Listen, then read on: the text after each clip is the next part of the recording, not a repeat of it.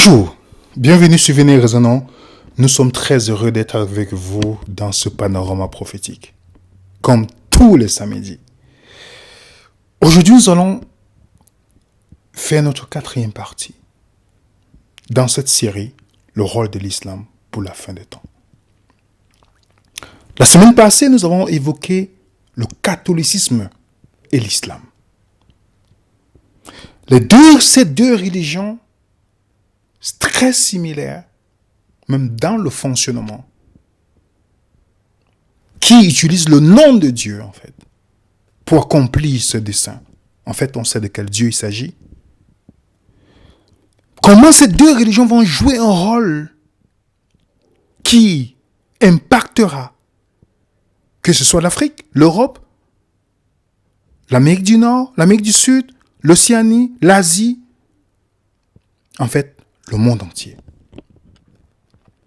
Et dans le but de nos panoramas prophétiques, nous avons toujours dit, en tant que croyants, ceux qui regardent les informations à la télévision, les journaux, peuvent être informés de ce qui se passe.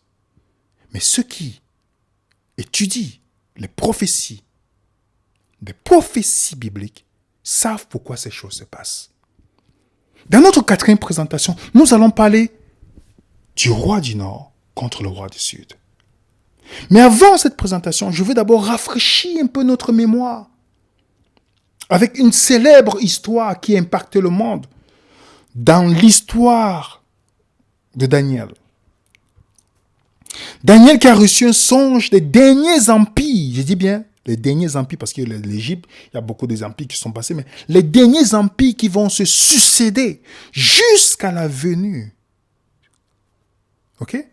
Jusqu'à la venue de Jésus. Et dans Daniel qui reçoit ce songe, il est en captivité à Babylone. Et à la conclusion de ce songe, voilà ce que Dieu lui dit. Le songe est véritable et son explication est certaine. Est-ce que c'est arrivé? C'est une chose dont Daniel a donné. Oui. Vous pouvez connaître ce célèbre livre. Pour ceux qui ont déjà lu ce livre-là, l'un des soldats qui était dans l'armée de Hitler, parce qu'il avait étudié Daniel chapitre 2, ok, il a présenté à ses généraux en disant qu'ils ne vont pas gagner. Et beaucoup de ces généraux n'ont pas suivi Hitler.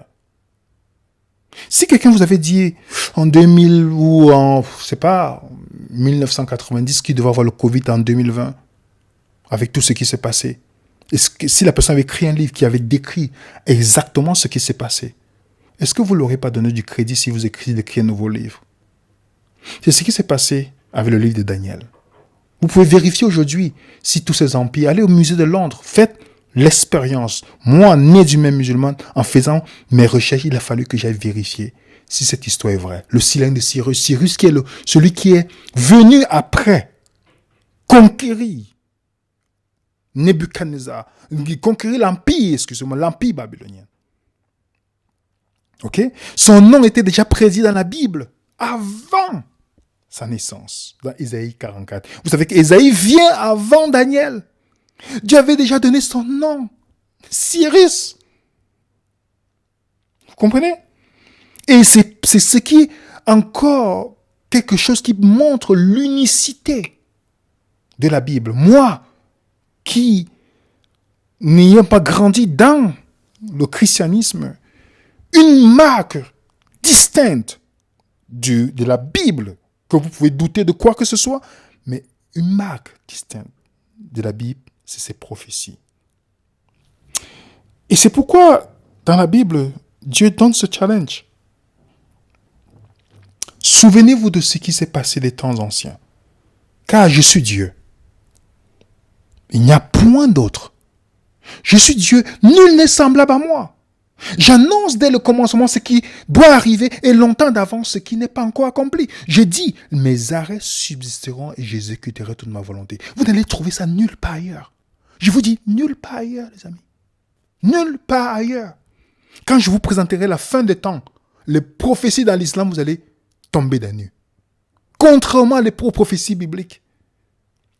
Quand Dieu donne les derniers empires qui vont dominer dans le monde, Dieu ça s'est déroulé exactement comme ça a été prédit. La tête d'or Babylone, où Daniel est en captivité. Après, c'était les Mèdes et les Perses qui ont vaincu les Babyloniens. Après, c'est la Grèce avec Alexandre le Grand. Après, Rome impériale. Ensuite, l'Europe divisée, où nous avons ces 10 nations et les Hérules, les Vandales, les Ostrogos ont été éliminés. Ok?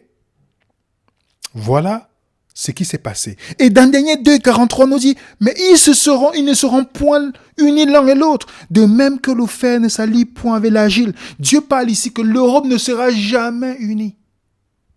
Jamais unie. Ils vont faire tout, mais il y aura toujours des problèmes. Est-ce que c'est pas ce qui se passe? Ils ont fait tout par des mariages, des alliances et tout ça. Et plus récemment encore, l'Union européenne. Est-ce qu'il n'y a pas le problème? La Pologne qui veut sortir, la Suisse qui ne veut pas, l'Angleterre?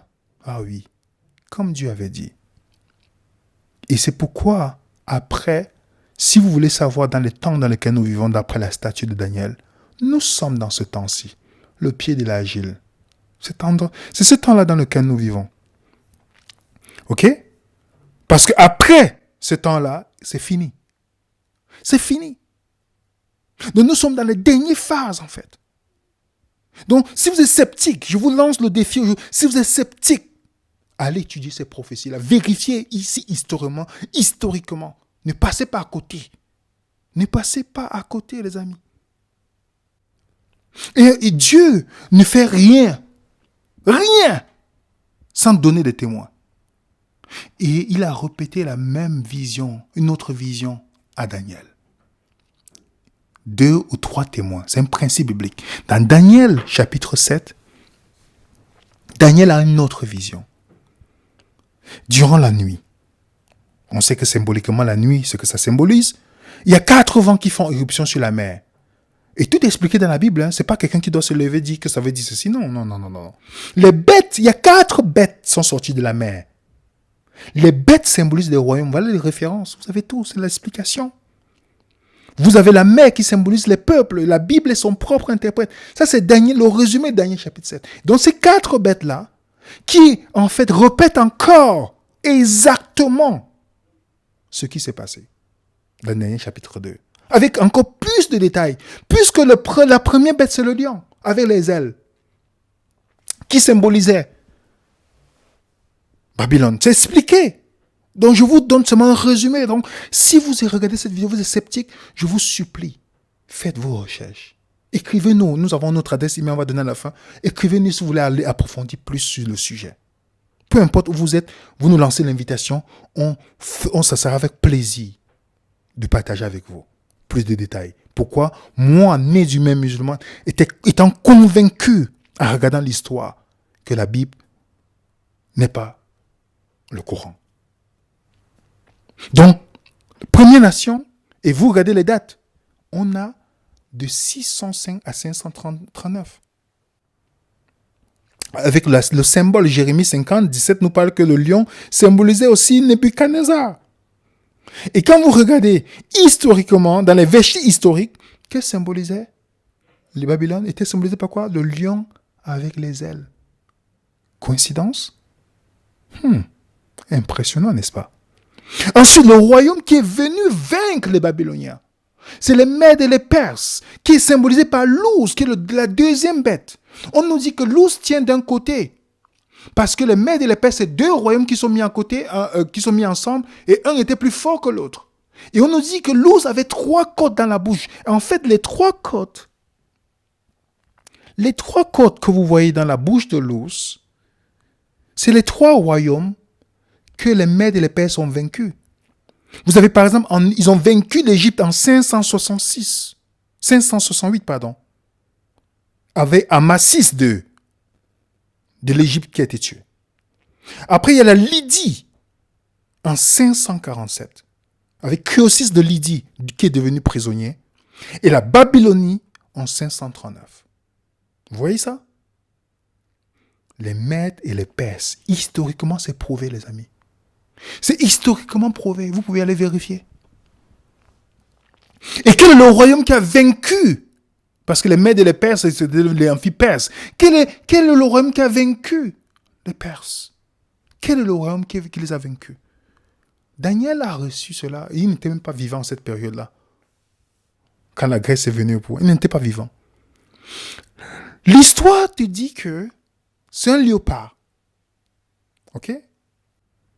Il avait 4 ailes. Les ailes symbolisent la rapidité, donc la rapidité de la conquête.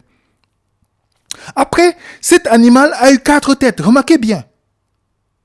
Quel est le roi qui est venu dans le monde, qui a vaincu les Mèdes et les Perses? C'est Alexandre le Grand. Alexandre le Grand a vaincu avec rapidité les Mèdes et les Perses, les amis. Et quand il est mort, les 4 généraux, donc c'est pourquoi on dit que le léopard après a 4 têtes. On voit exactement ce qui se passe, les amis. Le roi a 4 têtes. dont les gens savaient à cette époque. Et c'est l'une des raisons pour laquelle l'historien Flavius Joseph nous déclare que les Juifs ont présenté le livre de Daniel en disant à Alexandre le Grand, tu vas vaincre. C'est à cause de ça qu'il leur a donné la promesse de vivre en paix durant son règne.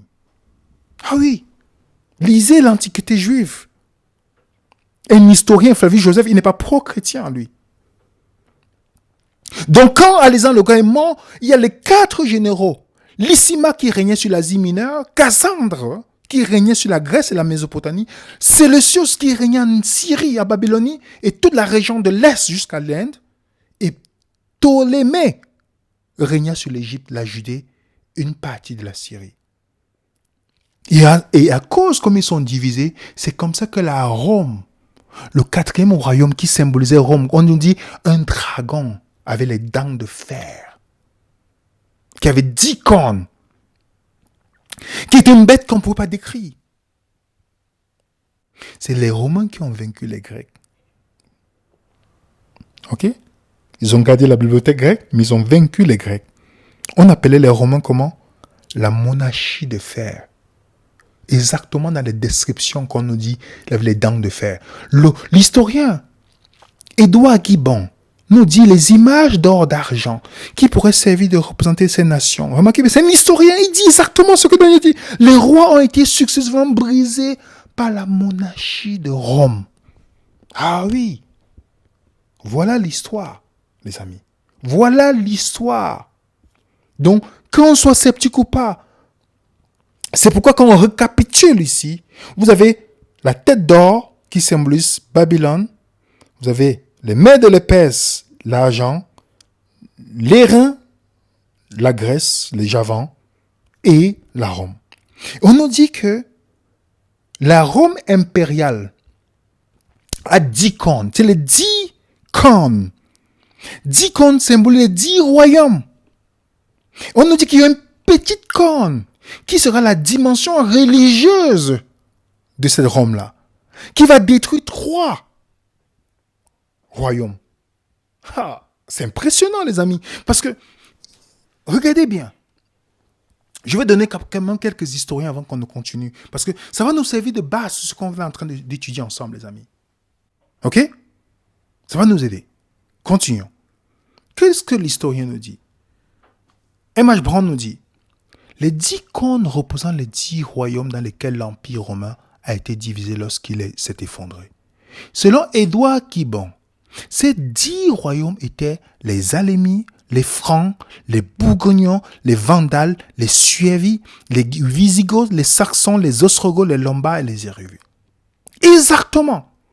Et qu'est-ce que quand on va par exemple de Divine Program of the World History. Regardez ce que Grattan Guinness nous dit à la page 318. L'historien Machiavel, sans la moindre référence de cette prophétie, donne la liste suivante des nations qui occupaient le territoire de l'Empire d'Occident lors de la chute de Romulus Augustulus, dernier empereur de Rome. Les Lombards, les Francs, les Bourguignons, les Ostrogoths, les Visigoths, les Vandales, les Érudits, et exactement tout ce que je vous donne. 10 en tout. 10.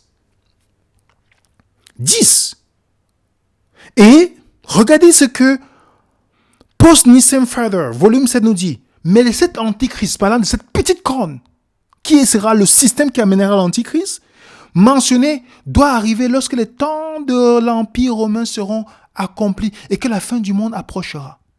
Il s'élèvera ensemble 10 rois des Romains, régna peut-être à différents partis, mais à peu près à la même époque. Après l'11e, l'Antichrist, qui, par son art magique, s'emparera du pouvoir romain et des rois qui régnaient devant lui, il humiliera 3. Qu'est-ce que Daniel a dit? Que cette petite corne va éliminer 3 cornes. Vous comprenez? Il gardera pour lui 7 autres. Vous comprenez, les amis? Et quand on va plus loin, Stanley Story nous dit, les papes ont pris la place des empereurs de Rome vacants. Ils ont hérité le prestige et les titres du paganisme. Constantin a tout laissé à l'évêque du Rome. Et la papauté n'est que le fantôme de l'Empire romain défunt, assis couronné sur sa tombe. Qui a pris le pouvoir après les Romains? Qui a pris le pouvoir après les Romains? Après l'Empire romain? C'est la papauté, cette petite corne. Oui, cette petite corne. Ok? Vont pas encore loin. The Church on Church dit, sur les ruines de l'Empire romain, un nouvel ordre d'État s'est peu à peu constitué, dont le point central était le siège du pape. Il en résulta inévitablement une position non seulement nouvelle, mais très différente de l'ancienne. Exactement ce que Daniel dit, que ce royaume sera totalement différent des autres. Parce qu'il a la dimension religieuse. Donc c'est un système politico-religieux.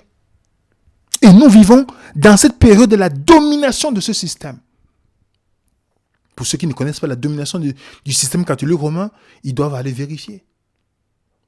Quand vous regardez par exemple dans la bulle papale Human Sanctam de Boniface VIII, qu'est-ce qu'il déclarait? Regardez encore quand il parlait avec arrogance. Qu'est-ce qu'il déclarait? Nous sommes informés par les textes de l'évangile. Je ne sais pas quel texte de l'évangile dont il parle. Parce que la Bible reconnaît que, ça je parle, je ne pense pas de lire, que ce système sera contre le Christ en fait, mais prendra l'image, l'apparence du Christ.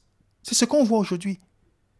Donc voilà ce que Boniface nous dit. Nous sommes informés par les textes de l'évangile que dans cette église, parlant de l'église catholique romaine, il n'y a pas d'autre. En fait, toutes les églises ne sont pas considérées églises. Il n'y a que l'église catholique romaine qui se positionne comme église. D'autres sont associations. À vérifier, vous allez voir. Nous sommes informés par des textes des évangiles que dans cette église, et en son pouvoir, sont 2 épées, à savoir le spirituel et le temporel. Les 2 sont donc au pouvoir de l'église, c'est-à-dire l'épée spirituelle et matérielle. Mais la première doit être administrée pour l'église, mais la seconde par l'église. Le premier entre les mains des prêtres, celui-ci par les mains des rois, des soldats, mais selon la volonté du prêtre. Pour ceux qui ne savent pas, l'église catholique, même la Bible te le dit dans Apocalypse chapitre 18, vous voyez Apocalypse chapitre 17, que les rois de la terre seront soumis à ce système. L'église catholique utilisera les gouvernements du monde pour accomplir son dessein. C'est pourquoi elle joue un rôle, ce système politico-religieux, je ne parle pas des catholiques, ce système joue un rôle important dans les décisions de ce monde. Parce que elle veut retrouver sa domination. J'ai déjà parlé dans certaines vidéos, j'en parlerai encore. Elle veut retrouver sa domination perdue. C'est pourquoi le livre d'Apocalypse chapitre 13 nous dit, quand ce système a reçu la blessure, sa blessure mortelle sera guérie. Donc, elle est en train de retrouver le pouvoir qu'elle avait perdu. Oui. Le pape s'appelle le Saint-Père, un titre attribué uniquement à Dieu. Il s'appelle le Saint-Père. Ayant dit ceci, nous allons aller maintenant, pour ceux qui ont gardé l'image de Daniel 2 et Daniel 7, nous allons aller dans Daniel chapitre 11, pour vous dire qu'il y a toujours une répétition. Ok? Je ne vais pas faire toute l'étude de Daniel 11 ici. Notre but, c'est de déceler le roi du Nord et le roi du Sud, et voir comment ça jouera un rôle à la fin des temps. Ok? Ok? Donc, dans Daniel chapitre 11, nous allons voir qu'il y a 2 systèmes qui se dégagent à la fin des temps. 2 systèmes qui sont Ce système sont des systèmes de jumeaux, ok, mais qui joueront un rôle. Et ceux qui vont observer l'actualité, ceux qui observent tout ce qui se passe, vont savoir, à la fin de ce partage, quels sont ces deux systèmes. Vous allez voir comment Daniel avait déjà une vision. Un jour, on fera uniquement une étude sur Daniel 11. Mais je vais parler dans tous les détails. Donc, permettez-moi, juste les petits points que je vais mettre, si vous vous souvenez, Daniel 2 et Daniel 7, qui vont nous permettre de rafraîchir notre mémoire. Et ensuite, avec ce qu'on va présenter, vous allez voir que ça se répète avec encore des détails. OK? C'est bon pour tout le monde? Vous pouvez mettre dans le chat. Hein? En passant, si c'est la première fois sur notre chaîne, je vous prie de mettre un coup de pouce sur cette vidéo. De vous abonner parce que nos vidéos sont attaquées. Ça vous permet de référencer nos vidéos. OK?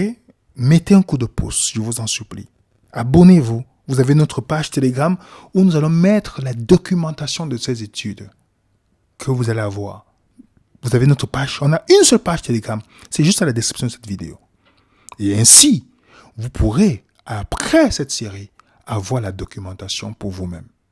C'est bon? Merci pour ceux qui ont pris ce temps. Daniel chapitre 11. Dans Jérémie chapitre 1, verset 13, on nous dit « La parole de l'Éternel me fut adressée une seconde fois en ces mots. Que vois-tu? J'ai répondu, je vois une chaudière bouillante du côté du nord. Et l'Éternel me dit, c'est du nord que la calamité se répandra sur tous les habitants du pays. Car voici, je vais appeler tous les peuples des royaumes du nord, dit l'Éternel. Ils viendront et placeront chacun le siège à l'entrée des portes de Jérusalem, contre ses murailles, pour tout alentour, contre les villes de Juda. Donc, qu'est-ce que Dieu donne ici comme prophétie à Jérémie? Que Jérémie était pour Daniel, Jérémie est un prophète. Daniel n'est pas vu comme un prophète en son temps. Mais pour Daniel, Jérémie est un prophète parce que il lit. Vous pouvez lire dans Daniel chapitre 9, il lit le livre de Jérémie. Ok? Et Dieu dit, le roi dont les conquêtes, les attaques de Jérusalem vont venir du nord, d'abord. Ok?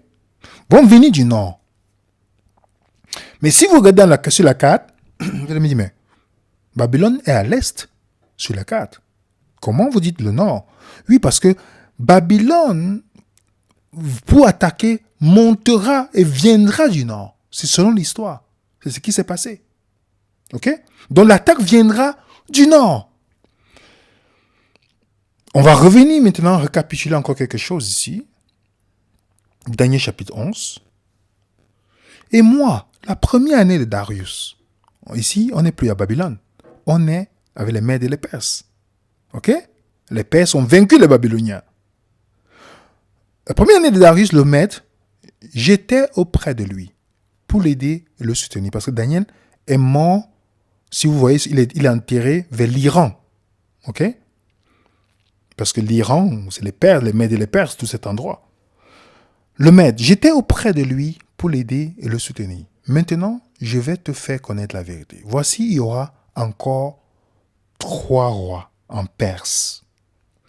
Et le 4e amassera plus de richesses que tous les autres. Et quand il sera puissant par ses richesses, il soulèvera tout le monde contre le royaume de Javan. Donc, on nous parle de 4 rois, 4 fois. Donc, il y a un qui sera riche, puissant, il va s'attaquer contre le royaume de Javan, c'est-à-dire la Grèce, la Mésopotamie. Ok? Donc, comme on voit l'histoire se répéter, c'est toujours les Grecs qui sont venus après les Mèdes et les Perses. Ok? Quand on regarde sur la carte, les Perses, le royaume était devenu très grand. Ok? Très grand. Mais ils ont orchestré leur attaque toujours vers le nord. Ok? Jérémie 50 nous dit, « Car voici, je vais susciter et faire monter contre Babylone une multitude de grandes nations du pays du nord. » Remarquez bien, c'est du nord que Babylone est vaincue. Elles se rangeront en bataille contre elles et s'empareront et leurs flèches seront comme un habile guerrier qui ne revient pas à vide. Remarquez bien, les Perses pour attaquer sont venus du nord. Donc l'attaque vient du nord. Même géographique, même situation géographique, ok? Ils ne sont pas du nord, mais pour attaquer, ils viennent comment? Du nord. Ok? Et quel est le royaume qui suit? J'ai souligné ici le royaume déjà avant. La Grèce. On est dans la répétition ici, n'est-ce pas? C'est bon? On avance. Dans le verset 3 à 4, on nous dit, parlant de la Grèce qui va venir, mais il s'élèvera un vaillant roi. Un vaillant roi qui dominera avec une grande puissance et fera ce qu'il voudra. Lorsqu'il sera élevé, son royaume se brisera et sera brisé. Vers les 4 vents des cieux, il n'appartiendra pas à ses descendants. Il ne sera pas aussi puissant qu'il était, et car il sera déchiré, il passera à d'autres qu'à eux. Regardez, quand vous lisez avec ce qu'on a vu au début, est-ce que ce n'est pas la description parfaite de ce qui se passe dans Daniel 2, Daniel 2 et le chapitre 7? Le puissant roi qui s'élève, Alexandre le Grand. Oui, Alexandre le Grand, ce puissant roi qui est devenu maître du monde très jeune. Sa conquête était rapide. Ok? Regardez, je mets cette référence National Geographic. J'ai mis en jaune. Tandis que par Ménion finalise la victoire, s'empare du camp de l'ennemi, Alexandre reprend la poursuite de Darius. Darius, il est mentionné dans la Bible. Au temps de Daniel. Je ne sais pas si vous voyez, les amis. Moi, je suis impressionné chaque fois que je suis face à ça, les amis. Et on a, comme Daniel 11, 3, 4 nous dit, ce roi vaillant va disparaître. Et viendra 4 vents. Donc 4 qui? 4 généraux. Et qui seront divisés. Personne ne succédera. Ils seront divisés. L'histoire nous confirme ça, les amis. Voilà l'histoire. Les 4 généraux. Exactement ce que Daniel savait depuis longtemps. Voilà la conquête qu'ils ont fait. Est-ce qu'ils sont venus du nord? Regardez la flèche, oui. Alexandre, il est venu du nord. La calamité viendra du nord. Vous avez compris pourquoi Jérémie le dit? L'introduction de Daniel 11 que j'ai donnée avec Jérémie? On va continuer. Verset 17 à 18. Il se proposera d'arriver avec toutes les forces de son royaume et de conclure la paix avec le roi du Midi. Le roi du Midi, c'est le roi du Sud. Quand on dit Midi, c'est Sud. Septentrion, c'est Nord. Il lui donnera sa fille pour femme, dans l'intention d'amener sa ruine, mais cela n'arrivera pas lieu. Et ne lui restera pas. Tournera ses vues du côté des îles, il en prendra plusieurs, mais un chef mettra fin à l'opprobre qu'il voudra lui attirer et le fera retomber sur lui. Il se dirigera ensuite vers les forteresses de son pays, il chancellera, il tombera, on ne le trouvera plus. Ça, c'est la période où les rois, ils ont voulu faire maintenant les alliances et toutes ces choses-là. Ok? C'est pas ça qui nous intéresse. On va continuer. Celui qui remplacera le roi du Nord enverra un homme piller le plus beau des bâtiments. Le plus beau des bâtiments du royaume. Mais peu de jours après, ce nouveau roi sera tué, non pas à la guerre, mais en secret.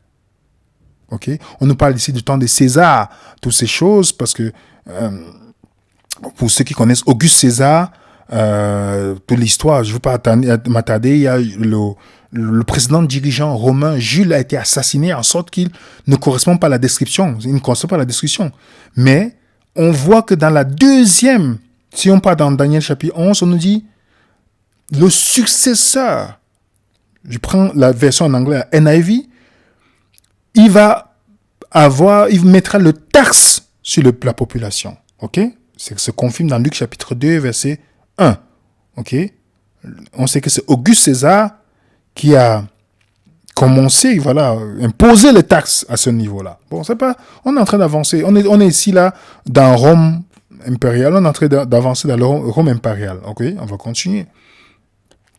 Un homme méprisé prendra sa place sans être revêtu de la dignité royale. Il paraîtra au milieu de la paix et s'emparera du royaume par intrigue. Les troupes qui se répandront comme un torrent seront submergées devant lui et anéanties, de même qu'un chef d'alliance. Je ne vais pas aller dans tous les détails ici, parce que ce qui nous intéresse, c'est le roi du Nord, le roi du Sud. Mais pour ceux qui sont curieux d'aller plus loin, parce que nous sommes ici à Venez Raisonnons, c'est un groupe d'étudiants, on n'est pas une dénomination, on n'appartient à aucune dénomination, on veut seulement étudier. Ok, vous nous posez des questions, on essaie de partager ensemble. Mais quand des gens disent quelque chose qui sonne bien, je vais dire. Si vous êtes catholique, vous dites quelque chose qui c'est intéressant, je dis. Si vous êtes adventiste, vous dites quelque chose qui est bien, je vais dire. Quand je ne suis pas d'accord, je vais dire que je ne suis pas d'accord. Ok? Mais cet homme, il a écrit un très bon livre. Il existe, je pense qu'il existe maintenant en français. Et oui, va dans plus de détails. Si vous voulez avoir tous les détails, vous pouvez lire ce livre. Je ne suis pas d'accord parce qu'il est pasteur d'une dénomination ou je ne suis pas d'accord avec tous les enseignements. Mais sur ce point, historiquement, il a raison. Je n'étais pas pour au début. J'ai essayé de vérifier historiquement tout ce qu'il a dit. Et c'est vrai. Il a donné les points historiques très intéressants qui méritent l'attention. Mais je ne vais pas entrer dans tous les détails de ce qu'il a dit. Ok? Donc, je vous suggère ça. Quand une chose est bonne, la Bible, examinez toute chose, retenez ce qui est bon. Ok? Donc, revenons maintenant sur le roi du Nord. On parlera du roi du Sud. Ok? L'une des caractéristiques du roi du Nord, c'est qu'il va user la tromperie. Ok? Il va user la tromperie. Je vais vous donner les caractéristiques tout à l'heure. Et, excusez-moi, on nous dit dans le verset 24, il entra au sein de la paix. Dans les lieux les plus fertiles de la province, il fera ce que n'avaient pas fait ses pères, ni les pères de ses pères. Il distribuera le butin, les dépouilles, les richesses. Il formera des projets contre les forteresses. Cela pendant un certain temps. Et dans le livre de Tim Rosenberg, il a donné les détails vraiment très intéressants. Je n'ai pas besoin d'aller dans tous ces détails-là. OK? Dans tous ces détails. OK? Je continue. À la tête d'une armée, il déplora sa force et son courage contre le roi du Sud. On parle du roi du Nord ici. OK? Il va déployer son force contre le roi du Sud. Ce dernier s'engagera dans la guerre avec une grande et des très puissantes armées, mais il ne résistera pas car on formera des plans contre lui. Vous pouvez constater que les Romains ont remplacé les Grecs dans le nord du pays. Ok? Si vous voyez historiquement. Et dans le livre de Tim, justement, il nous dit quelque chose de très intéressant que vous pouvez vérifier historiquement. Quand vous regardez ce qui constitue, d'après Daniel 2, Daniel 7, Daniel 11, on voit que le roi du Nord, c'est le système catholique romain. Oui, c'est le système qui rentre, comme toujours dans la suite de ce que nous avons vu ensemble, qui prend la place de Dieu, qui se prend pour Dieu, voilà. C'est ce système-là qui entre dans toute la case pour cocher le point sur le roi du Nord. Quelqu'un qui se prend à la place de Dieu. Le pape est comme Dieu sur terre, seul souverain des fidèles du Christ, chef des rois ayant la plénitude du pouvoir. Le pape est une si grande dignité, si exaltée qu'il n'est pas un simple homme, mais comme Dieu, le vicaire de Dieu. Le pape est appelé très saint parce qu'il est légitimement présumé l'être. Il est également le monarque divin, l'empereur suprême, le roi des rois. Vous comprenez? Ainsi, le pape est couronné d'une triple couronne en tant que roi du ciel, roi de la terre et des régions inférieures. Je ne sais pas si, quand vous entendez ça, et c'est marrant parce que la Bible appelle ça du blasphème, un homme qui se prend pour Dieu. Oui. Jean 10, 33. Et Michael Muller nous dit, dans The Catholic Priest, la page 78-79, il dit, le prêtre déclare non seulement que le péché est pardonné, mais lui-même pardonne vraiment. Qui peut pardonner les péchés? Est-ce qu'un homme doit aller se confesser devant un homme? La Bible te dit, c'est un blasphème quand un homme pardonne les péchés. Il n'y a que Dieu qui peut pardonner les péchés. Alors, maintenant, pour ne pas aller dans tous les détails de Tim Rosenberg dans son livre, parce que je vais aller directement au droit au but pour qu'on termine. Pourquoi on dit le roi du Nord? Que c'est le système catholique romain. Avant qu'on ne parle du roi du Sud. Pourquoi le roi du Nord? Dans son livre, il ne donne plus de détails. Mais je vais vous attarder sur certains points ici. Que voilà, il ne donne pas le détail que je vous donne. Mais on est à la même conclusion, le roi du Nord, c'est le système catholique romain et historiquement prouvé. Ce système représente le roi du Nord, pourquoi? Pourquoi? Si vous partez dans le sanctuaire, parce que le livre de Daniel est lié au sanctuaire, pour ceux qui le savent. Dans le sanctuaire, dans Exode 26, on nous dit, tu placeras la table en dehors du voile et le chandelier vis-à-vis de la table sur le côté du tabernacle qui est vers le sud, et tu mettras la table du côté du nord. Donc quand vous regardez le sanctuaire, la table des pains de proposition, le pain, le chandelier était au sud, remarquez bien, le chandelier au sud et la table des pains est au nord. Regardez bien, la table du pain au nord, le pain symbolise quoi? Jésus, je suis le pain de vie. Je suis le pain de vie. Ok? Donc le pain qui était placé en 6, pas 6, ok? Comme la Bible avait dit, donc ce sont 6, à côté de 66, donc on a 66 livres. Ce sont 6 livres dont la table de pain de proposition symbolise la parole de Dieu, symbolise aussi Jésus. Ah oui. Donc quand on dit le roi du Nord, parce que le roi du Nord, pourquoi? Jésus est situé au nord, dans le sanctuaire, dans sa représentation du pain. Il y a quelqu'un qui voulait s'asseoir du côté du nord. Quand vous lisez, par exemple, Isaïe 14, on parle du Satan. Je m'assiérai sur la montagne. C'est Satan qui dit, je m'assiérai sur la montagne de l'extrémité de l'assemblée. À l'extrémité du nord, je monterai le sommet, je serai semblable au Très-Haut. Satan a voulu s'asseoir à la place de Jésus. Ok?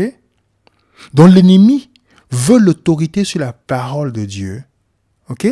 C'est pourquoi le système qui le représente se place aussi à sa place, qu'on appelle le roi du Nord, qui est le système papal. Il vient s'asseoir au nord, le vicaire du Christ. Il prend la place. Comme celui qui l'inspire, Satan, il prend la place. C'est pourquoi le mot vicaire vient du mot latin qui signifie la place de. Donc quand on appelle le pape le vicaire, cela implique qu'il possède le pouvoir et la même autorité que Christ avait sur l'Église. Donc quand vous partez dans Daniel, le roi du Nord, vous comprenez tout de suite. C'est pourquoi il rentre dans tous les versets bibliques que vous voyez. Toutes les caractéristiques du roi. Le roi du Nord, c'est ce qu'il représente. Et le roi du Nord veut la domination mondiale. Oui, le roi du Nord veut la domination mondiale. Le roi du Sud aussi. Le calife veut la domination mondiale. Et le calife est une unité de la religion et la politique. C'est pourquoi l'islam n'est pas que religion. L'islam est politique aussi. Le catholicisme n'est pas que religion. Il est aussi politique. C'est pourquoi vous voyez le pape s'assoit avec les chefs d'État. Et la Bible avait déjà dit, système politico-religieux. Le roi du Nord, qui veut la papauté, la domination mondiale. Le roi du Sud veut la domination mondiale. Et quand vous regardez sur la carte, le roi du Nord, dans l'Ancien Testament, qui symbolisait Babylone, et qui est appelé la Nouvelle Babylone? Le système catholique romain. De quel côté il est venu pour attaquer? Le côté du nord. Et au sud, qu'est-ce qu'on a au sud? Quand vous regardez, je vous montre d'abord le système catholique romain. Regardez bien, il est au nord de Jérusalem. Il est au nord. Et au sud, qu'est-ce qu'on a au sud? On a au sud l'Arabie Saoudite, là où est né l'islam. Et a conquéri l'Égypte et tous ces endroits-là. Là où est né l'islam. Ok? Vous pouvez retrouver ça dans la Bible, la mer Rouge, tous ces jours. Là où est né l'islam. Et Israël est juste là. Oui, vous pouvez regarder la carte, je mets encore avec un autre détail. Donc, les deux systèmes, le roi du Nord et le roi du Sud, veulent Jérusalem. Les deux systèmes, l'invasion du Nord et du Sud. Donc, quand on parle du roi du Nord et du Sud, c'est selon, remarquez bien, on parle selon la position d'Israël. Lorsque Daniel écrit, c'est selon la position d'Israël. Je ne sais pas si vous comprenez. Donc, dans Daniel chapitre 9, 11, verset 20, on dit, ensuite, à une époque fixée, il viendra comme contre le sud, donc contre le midi, mais cette dernière expédition ne sera pas comme la précédente. Donc, on peut s'attendre à 3 grands conflits entre les deux puissances, entre le roi du Nord et le roi du Sud. Ok? Mais on nous dit qu'il y aura une dernière. Je donne encore dans d'autres versions, disent, le moment venu, le roi du Nord viendra, se rendra dans le nouveau roi, de nouveau dans le royaume du Sud, mais cette dernière chose ne se déroulera pas comme la première précédente. Combien d'attaques il y a eu? Combien? 3 grandes périodes de conflit entre le système catholique et l'islam, avec les croisades. 3 grandes. Ok? Il y aura 3. Daniel dit qu'il y aura 3. Ok? 3. Et quand vous partez, Pat Buchanan, qui était un journaliste politicien, Buchanan, il dit, en ce qui concerne le conflit ultime entre un Occident, autrefois chrétien, un monde islamique qui croit en nombre, et avance inexorablement vers l'Europe pour la 3e fois en 14e siècle. Donc Daniel a prédit les 3 conflits. Donc le dernier conflit qui va se passer là, c'est ce qui va venir. Parce qu'il y a les 2 conflits lors des croisades. Ok? Donc pour la fin des temps, il y aura un dernier conflit entre ces 2 systèmes. Dans l'année 1145 nous dit, il dressera les tentes de son palais entre les mers et la montagne montagne sainte du plus beau des pays. Le plus beau des pays, c'est Israël. Quand vous regardez la structure qui est donnée là, c'est Israël. C'est là qu'il terminera sa vie sans personne pour l'aider. Est-ce que vous comprenez? Est-ce que vous voyez que le Vatican a toujours désiré récupérer Jérusalem par les croisades, sous couvert au nom de Dieu? Dans Temple, le 20 décembre, dit, en contraste frappant avec les excuses de Jean-Paul II, le Vatican a maintenant parrainé une conférence qui dépeint les croisades comme des guerres menées dans le noble but de regagner la Terre Sainte pour la chrétienté. De Trumpet, il nous dit, le monde attend de voir si les Juifs ou les Arabes contrôlent la Terre Sainte, mais quelqu'un regarde-t-il le Vatican? Quelqu'un regarde-t-il le Vatican? La Terre Sainte représente quoi pour le musulman aussi? Ce n'est pas... Le vrai désir, c'est de récupérer Jérusalem, parce que n'oubliez pas, les musulmans priaient en regardant vers Jérusalem. C'est quand les Juifs ont rejeté Mohammed qu'il a dit maintenant de regarder vers la Mecque. Pour ceux qui connaissent bien l'histoire de l'islam, les musulmans ne savent même pas ça. Oui. Donc, voilà ce que la Bible prédit dans Daniel 11:40. Au moment de la fin, le roi du Sud l'affrontera. Et le roi du Nord fondra sur lui comme une tempête, avec les chars, les cavaliers, ainsi que de nombreux bateaux. Il pénétrera dans tous les pays et déferlera un torrent et débordera. Donc la Bible nous dit ici, quand vous avez identifié le roi du Sud, qui est l'islam, le roi du Nord va lancer une attaque finale contre le roi du Sud.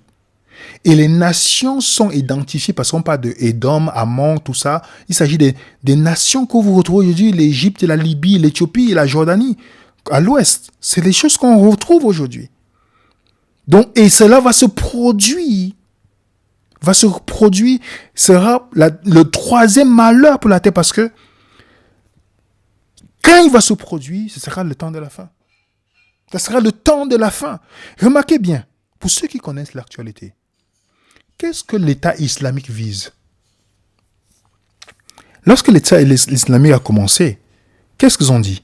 Quelle est la première déclaration qu'ils ont lancée? C'était d'attaquer Rome. Vous savez pourquoi? J'ai traduit ici. Rome sera le prochain à être conquise, déclare le chef de l'État islamique. Pourquoi en 2014 il a déclaré ça? Ah oui, c'est l'objectif. L'objectif, c'est la conquête de Rome. La Bible te parle de ce combat qui existe entre ces deux religions. L'autre va utiliser l'islam. L'islam ne sait pas qu'elle est utilisée, en fait. Je vais vous montrer ça dans notre vidéo. L'islam est utilisé. Le but, c'est d'arriver à ce conflit-là. C'est d'arriver à cela. OK? Parce que quand on parle de l'écuménisme, il y a les musulmans qui font partie de l'écuménisme, mais c'est ceux qui sont modérés. Parce que les modérés vont rejoindre la papauté à la fin des temps. La plupart. Oui. Donc, cette attaque-là va faire ce que, d'après Daniel 11:40, quand il va attaquer, le roi du Nord va se déchaîner et utilisera quoi?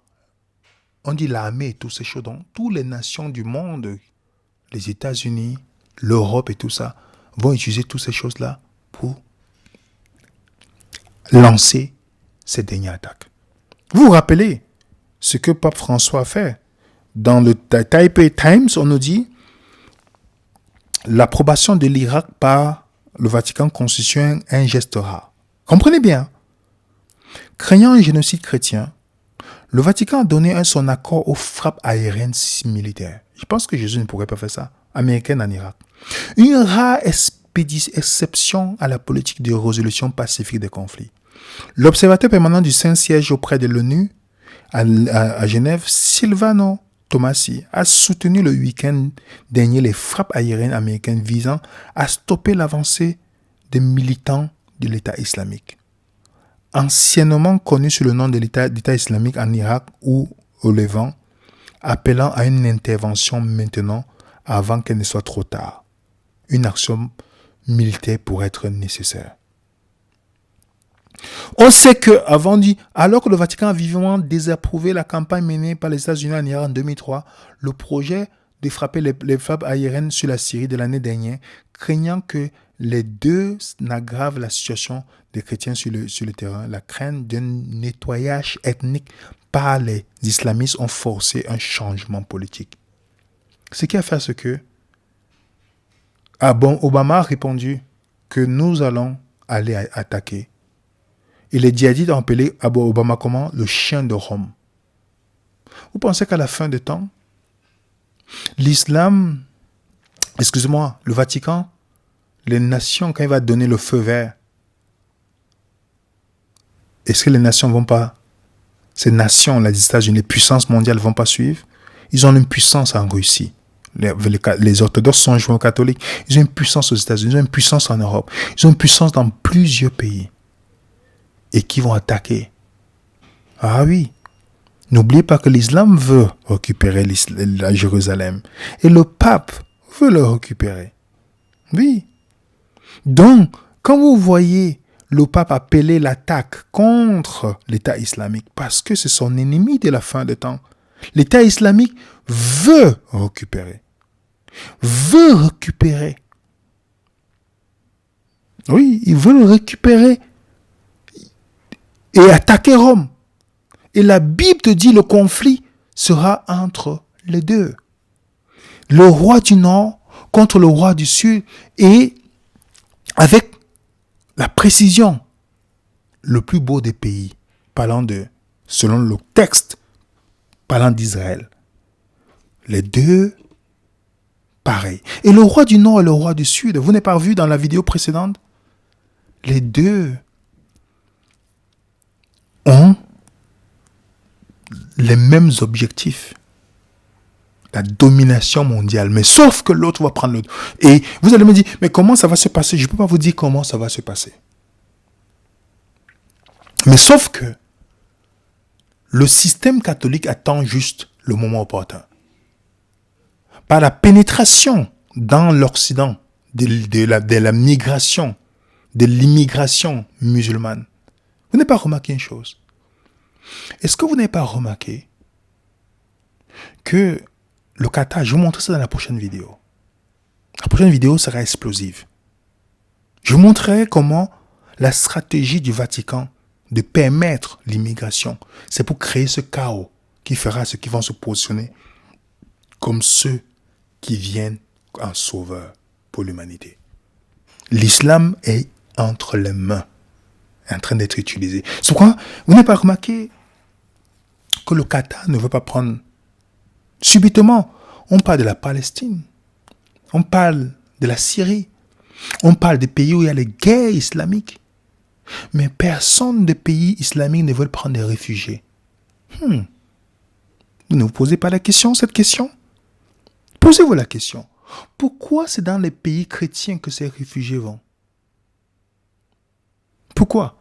Pourquoi le Qatar refuse? Pourquoi l'Égypte refuse de prendre les Palestiniens? Pourquoi? Pourquoi on les envoie seulement dans les pays chrétiens? Et vous savez, là où il y a l'islam, il y a le chaos. Ils vont venir par la victimisation, imposer ce que vous ne pouvez pas faire dans le pays, imposer des choses, et ça crée le chaos social. Je vais vous montrer la semaine prochaine, les amis. L'explosion qui va se passer en Occident par le flux de l'immigration dans tous ces pays. Moi-même, je viens de l'immigration, mais je vous dis, le problème n'est pas l'immigration. Quand vous venez dans les pays, vous devez respecter ces pays-là, les lois de ces pays. Mais vous ne pouvez pas faire cela dans l'islam, dans une terre islamique. Allez en Arabie Saoudite, construire des églises, vous allez voir. Vous allez voir pourquoi est-ce que les États permettent le financement des mosquées, permettent ainsi qu'ils viennent. Comme ça crée un chaos social. Dans le chaos social, c'est comme ça qu'on va établir l'ordre. Et cet ordre, le Vatican vise, en fait, les fondamentalistes chrétiens à la fin. Il avait déclaré dans son discours au Maroc, quand nous allons finir avec les fondamentalistes musulmans, nous allons nous tourner vers le fondamentalisme chrétien. Et ça va dans l'agenda, justement, des prophéties bibliques. Des prophéties bibliques. Donc, il faut le chaos, il faut un problème qui est déjà là. Et la Bible te dit, le problème viendra.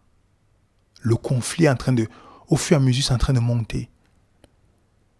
La flamme est en train de monter. Quand ça va exploser. Quand ça va exploser. C'est pourquoi je vous dis, les amis, lisez le livre ce livre-là, très intéressant. Je ne fais pas sa promotion, je ne le connais pas personnellement. Mais lisez parce qu'il donne des détails. Moi, je suis volé ici pour aller dans le but, pour dire, regardez, d'autres dénominations, on dit, le roi du Sud, c'est l'athéisme. Ça ne rentre pas historiquement. Le roi du Nord, le roi du Sud, c'est deux systèmes religieux. C'est deux systèmes religieux. Quand vous étudiez en profondeur, qui vont jouer un rôle à la fin des temps. Oui. La Bible te le donne. Donc, ce roi du Nord va dresser sa tente dans le plus beau des pays. Et c'est ainsi, par la prise de Jérusalem, qui pourront permettre l'arrivée de l'Antichrist, les amis. L'Antichrist est en train de venir, donc il y a le coulement de sang qui va se faire au fur et à mesure. Vous allez voir, nous sommes qu'au début, quand on voit le chaos. Pour ceux qui ont regardé tout ce qui se passe dans le monde, le chaos est à venir dans ces endroits-là. Et pour nous qui regardons, comme je dis, il y a ceux qui regardent les informations et ne savent pas pourquoi ça se passe. Vous et moi, Dieu nous a donné ce privilège. Et qu'il aimerait qu'on partage avec d'autres personnes. Vous dit, voilà ce qui va arriver. Voilà ce qui va arriver. La montée de l'islam C'est pour favoriser la mise en place de l'Antichrist. C'est ça que le roi du Nord va utiliser comme arme pour se tourner vers tous ceux qui vont rester fidèles à Dieu en les traitant de fondamentalistes. Je vous donne rendez-vous, les amis, pour notre prochaine présentation qui va aller dans le même sens pour montrer comment le système catholique va utiliser. N'oubliez pas, tout le monde entier est en guerre contre l'islam. Vous vous rappelez la prophétie qui a été donnée contre Ismaël? Vous vous rappelez ce que tu avais dit pour Ismaël? Les descendants d'Ismaël, ils seront en guerre contre tous. Vous partez dans tous les pays du monde. Vous verrez que l'islam est en guerre contre tout le monde. Contre tout le monde, les amis. Vérifiez historiquement, vous allez voir. Vous allez voir comment il faut cette crise-là. Cette crise qui est en train de venir au fur et à mesure. Les gens qui sont, les musulmans ont les problèmes avec les chrétiens. Ils ont les problèmes avec les juifs. Ils ont les problèmes avec les hindous paternels. Ils ont les problèmes contre les ex-musulmans. Il y a des problèmes avec l'islam en Chine. Il y a des problèmes en Occident. Partout, c'est en train de monter au fur et à mesure. Et c'est comme ça qu'on va permettre le chaos dans ces pays. Et comme ça, il y aura de plus en plus de migrants qui vont venir dans la volonté d'imposer l'État islamique, avec la charia et tout ça, ça va créer une crise sociale. Puisque les gens vont vouloir se défendre, mais ça va créer ainsi, le roi du Nord viendra en sauveur. Ah oui. Donc je vous donne rendez-vous. Voilà notre adresse email. Vous pouvez commenter. Et comme je vous ai dit, le but n'est pas contre les musulmans. Mais nous connaissons la force qui est derrière. La force qui est derrière. Les gens, il faut prier pour les musulmans pour que beaucoup puissent sortir de cette religion. Oui. Parce que l'islam, c'est soumission. Soumission à un Dieu qui a besoin des humains pour verser le sang en son nom. Donc, ils ont besoin, les premières victimes de l'islam, c'est les musulmans. On doit avoir la compassion et prier pour ces personnes. Je vous donne rendez-vous pour la semaine prochaine, dans notre partage de la semaine prochaine. La dernière étape, comment ça va se faire. Donc, si vous vivez en Occident, dans tous les pays occidentaux, là, vous allez voir tout dans la prochaine présentation, ce que je suis en train de préparer. Vous allez voir exactement tous les signes que je vais vous montrer, comment ça se passe dans votre pays actuellement, avant que le chaos ne vienne. Ah oui, avant que le chaos ne vienne. Nous vous souhaitons une bonne après-midi, bonne journée. N'oubliez pas, juste mettez-nous un coup de pouce, juste sur la vidéo, un petit coup de pouce. Et abonnez-vous à notre page Telegram aussi, qui est juste le message épinglé que vous voyez là, en bas. Ainsi, vous allez avoir accès à nos documents. Que la paix du Seigneur soit avec vous. En espérant vous voir la semaine prochaine. Portez-vous bien, les amis. Au nom de l'équipe Véné Raisonnant, je vous salue et vous souhaite bonne soirée. À bientôt, les amis, sur Véné Raisonnant.